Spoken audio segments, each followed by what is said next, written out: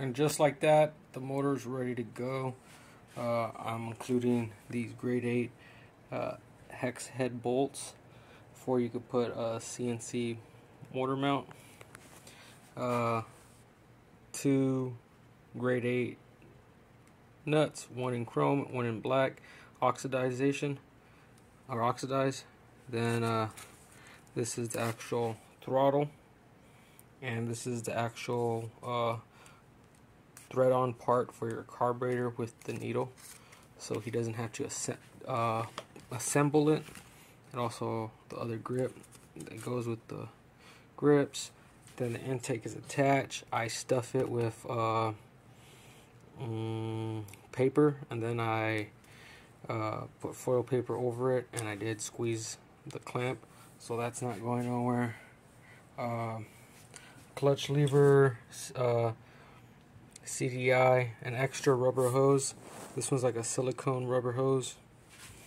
Then an extra spark plug, same plug that's in there right now, just an extra one. Then also I included this extra hardware, so you could actually run front motor studs if you want engine studs in the front.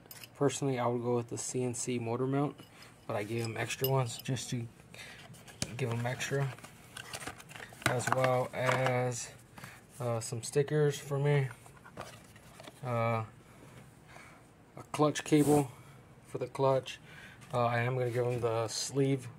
I have a universal sleeve. I'm going to cut a certain length for he could cut to size for whichever bike he's going to run it on.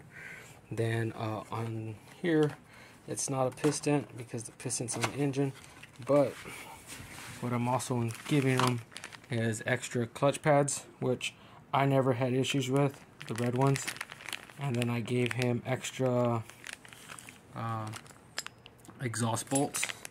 He'll just have to cut it to size, including the nuts. So cut it to size and then thread out the bolt. And then I also gave him a pack of master links. I think there's like 3 or 4 of them in there.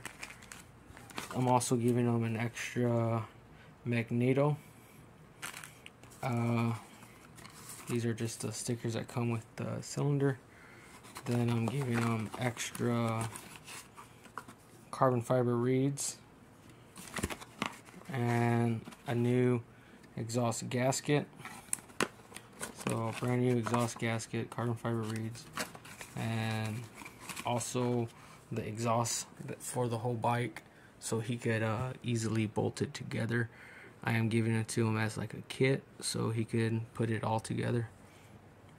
Pretty self-explanatory. The carburetor as well, after I drain the gas and spray some cleaner, I'm gonna cover it up with foil paper for it won't smell or damage the packaging. So yeah.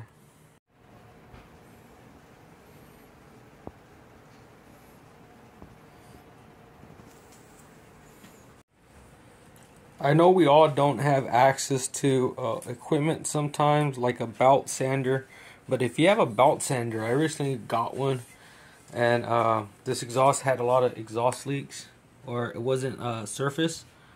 But basically, if you have a belt sander, surface your exhaust will stop leakage from your engine. Basically, if your engine leaks oil, and then make sure you have a new exhaust gasket. I just did this with the belt sander. You could see I could probably go a little bit more on this edge, but that's good enough for me.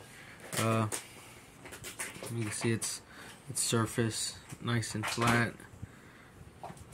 which is all you need when you get yourself a belt sander.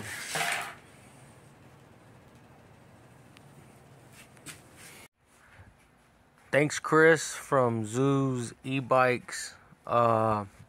Really appreciate the offer and what we worked out. That an e-bike is definitely gonna be awesome to use and own. Hopefully it lasts years to come.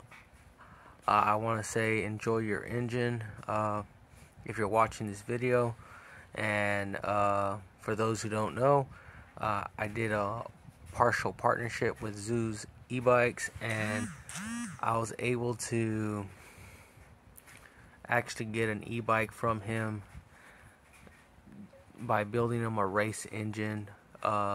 This is a race engine specifically for the track use, but you could actually use it on the streets. Just be careful, be safe.